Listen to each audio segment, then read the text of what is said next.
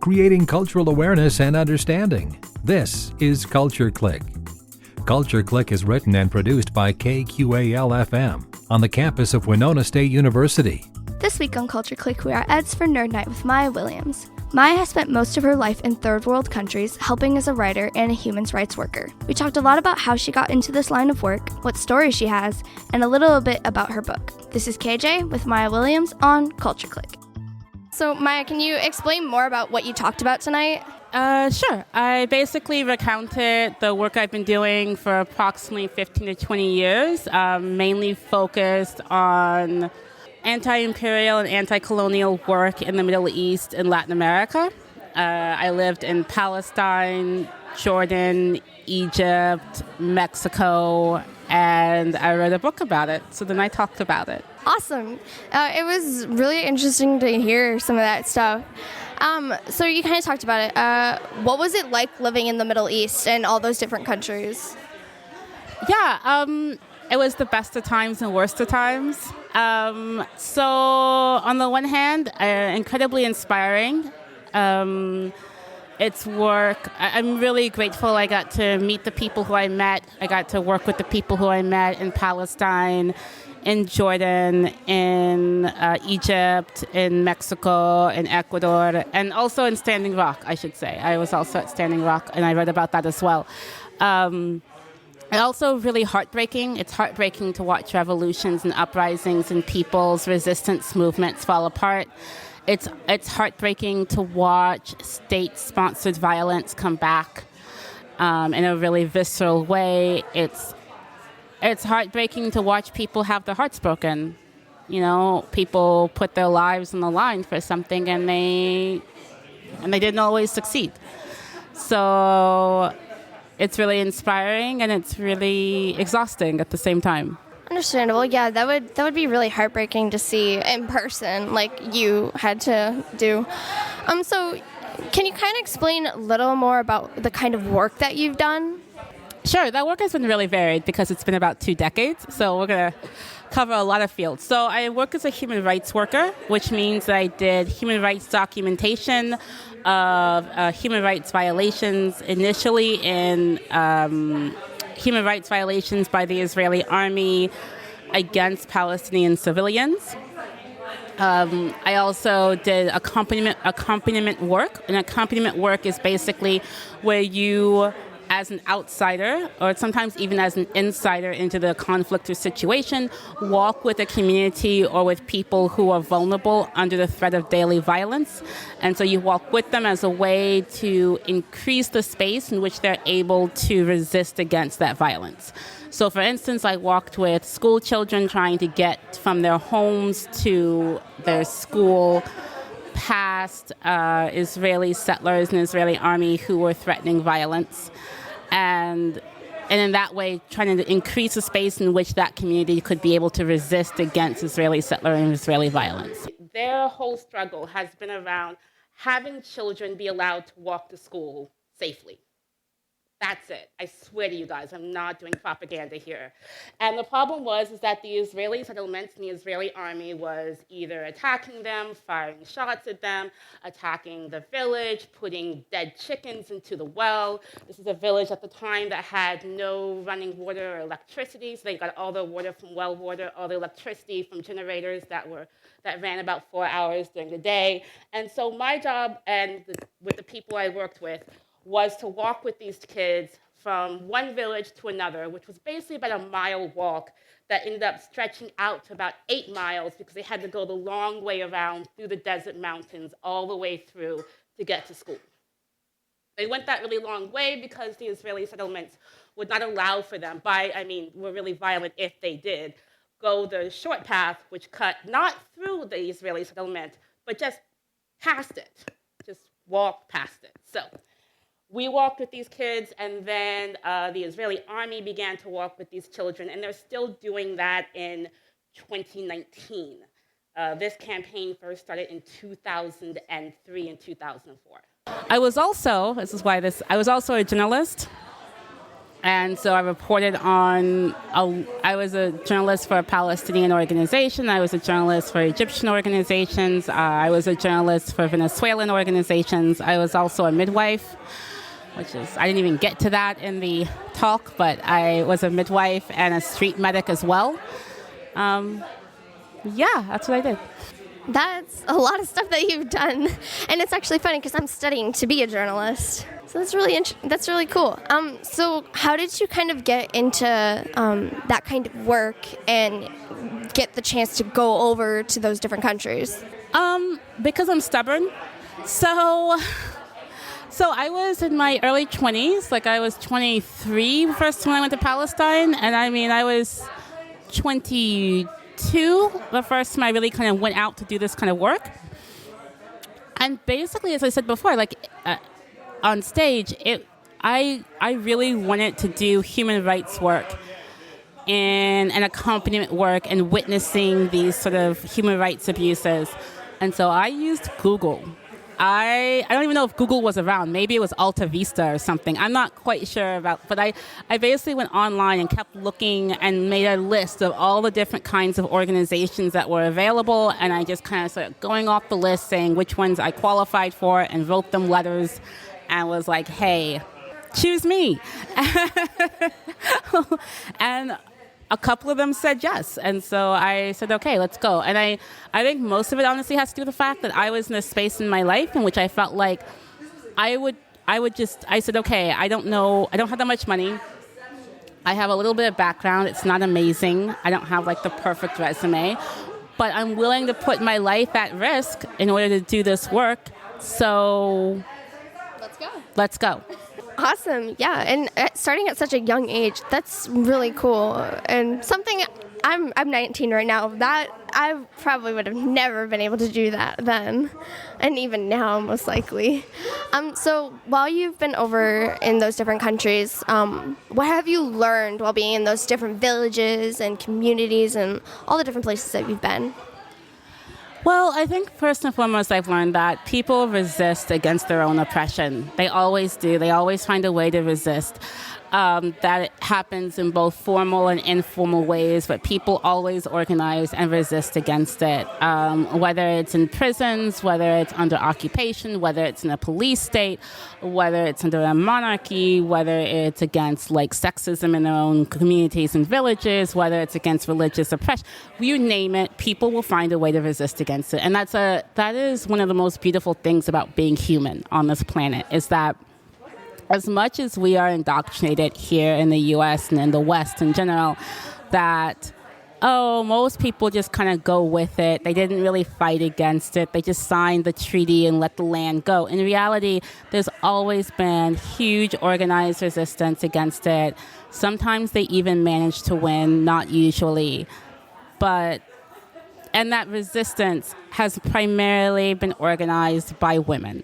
It has primarily been organized by caretakers, in part because they're thinking about their children's future in a way, because they're wondering what's going to look like in 20 years if I just say yes to this and bow my head. Like, what? I didn't bring my child into the world to just do this, but also because it's their work to like think about the community as a whole usually, and not just their individual heroic selves. So, I mean, that's really been the principal learning. The other learnings are also really important.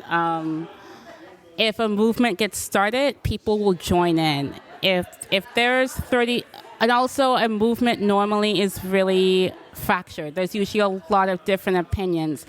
To say that, I talked to these people in this movement and they said this, that means nothing because there's 20 other opinions. So all of those things fall into play, and they're really important when we do research and reporting about movements, that we're really understanding what the shape of a movement really looks like. Wow, that's really deep.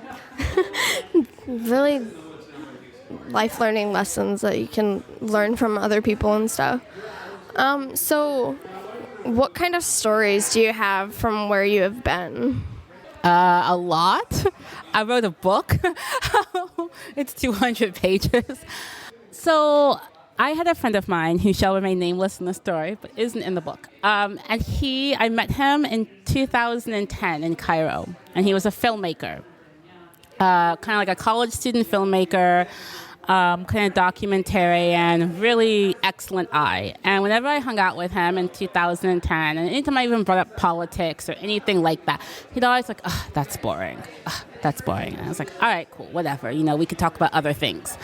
And then on January 25, 2011, I found out through mutual friends that he'd been arrested in the protest against the Egyptian government. And I was like, oh my God, like, what? Yes, and he was arrested. And so I saw him a couple of days later. And I ran up to him and I gave him a hug. And like, are you okay? Because a lot of people got tortured and beaten during that time. He's like, yeah, I'm fine, no problem. And I was like, well, what were you doing? Because like I said before, he had no real interest. So like, what switched? And he said, look, I just want to see another president before I die. The president that he was protesting had been president for 32 years.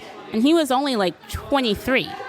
So his whole life had one president, one government. And I was just kind of like confused, like, well, why would you, who don't care anything about politics, you're an artist, X, Y, and Z. And he was like, yeah, but we actually have a chance to win this time. And it turns out that when people have a chance to win, when they think that there might be some movement about like, they will put their whole lives on the line for a chance to win. Most of the time that people don't make movements is because they don't think they can win it.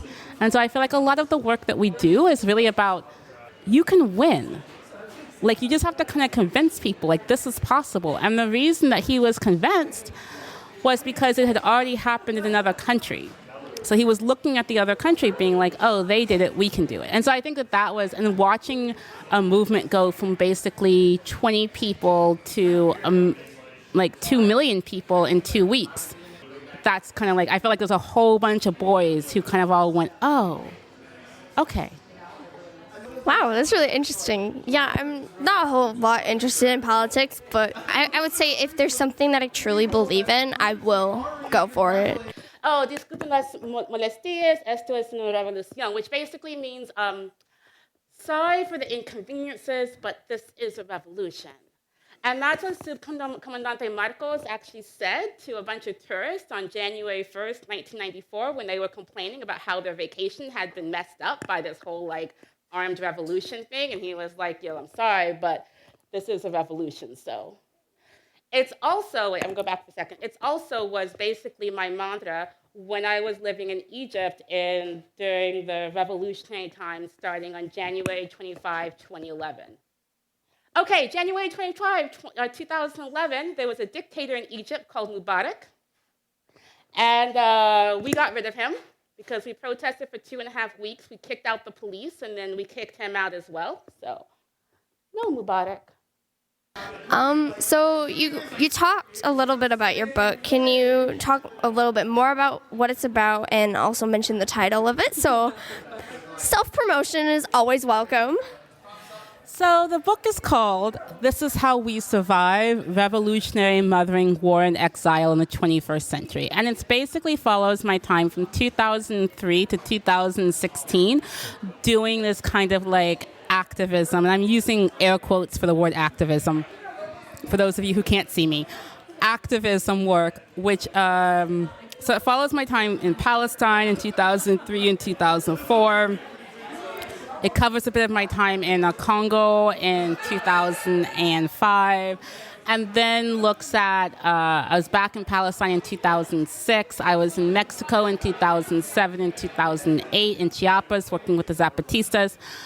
Then I was in an Israeli prison for a few days. Didn't mention that, I know. And then I was in Egypt for 5 years before, during, and after the Egyptian Revolution. Then I went to Berlin to escape the violence, the counter-revolution happening in Egypt. And then it skips ahead for 2 years and goes to being in Standing Rock in 2016. And so that's the plot, I guess. And it basically looks at the ways that revolutionary movements form themselves, the way that they develop, and ways that they fall apart, and why that happens, and what's the aftermath. A lot of it, for me personally, was about understanding how hard it is afterwards.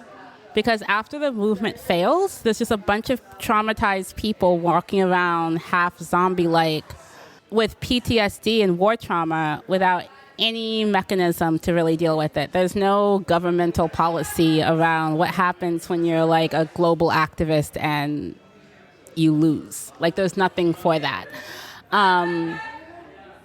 And the other thing I look at a lot is the ways that women shape revolutions and the ways they shape uprisings and protest movements and push them forward, and how essential that work is, and that when we stop valuing women's contributions to these movements is when our movements start to fail. And so that's kind of the really broad 200-page version of it, yeah. Awesome. So if they're interested, where could they purchase the book, or how could they figure out more about it? So Amazon.com is a place that is owned by Jeff Bezos. And if you guys have heard of it, you can pick up the book there. If you're not for the Amazon.com life, and I respect that, you can go to pmpress.com, or you can just Google the book itself and it'll come up. Like, I'm online, I exist. So yeah, those are the primary ways. If you meet me in person and I have a copy, I will sell it to you. If you're hanging out in Winona and you go to Chapter 2 Books, it'll be there. Also, it's like dotted in bookstores around the country. Like, I haven't been to all of them, but there's supposedly copies in bookstores. So it's in the normal ways. Google is awesome. Not the company, but the act thereof, yeah. Awesome. Do you actually have any plans on writing any more books?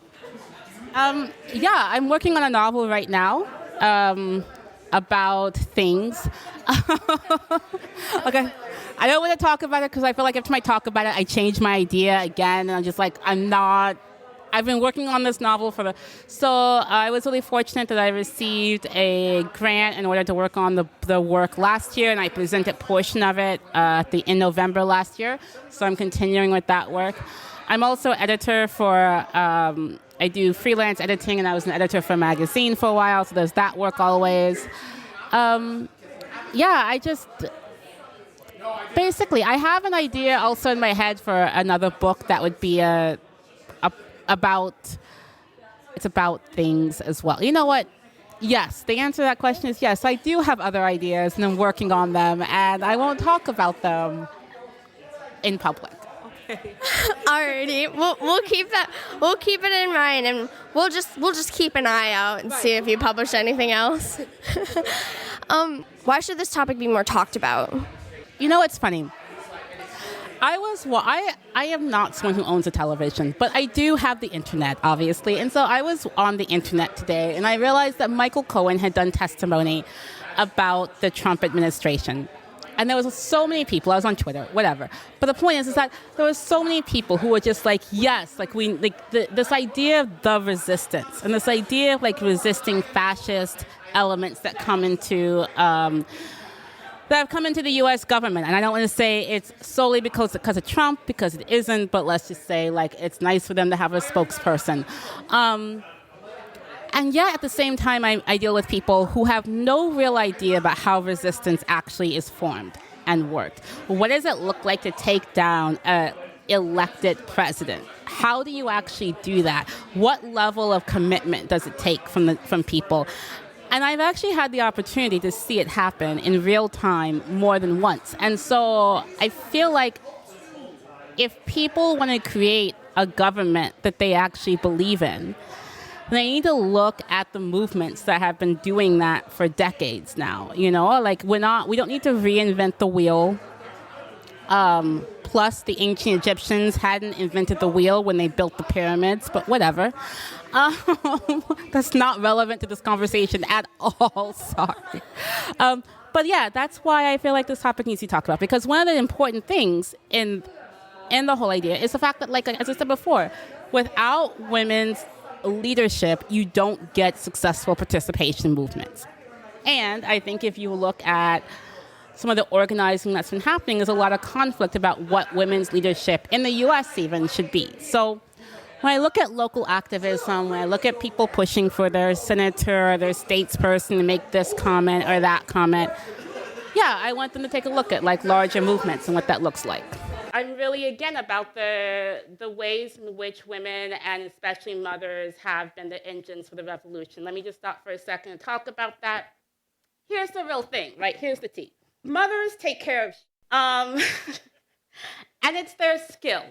It's a thing that whether or not, and I don't mean this as in only people who are female who have biologically given birth to other people, but people whose primary work in life has been the caretaking of other human beings and the caretaking of the land and the caretaking of the society and communities in general are basically the ones who make it possible for revolutionary encampments to happen.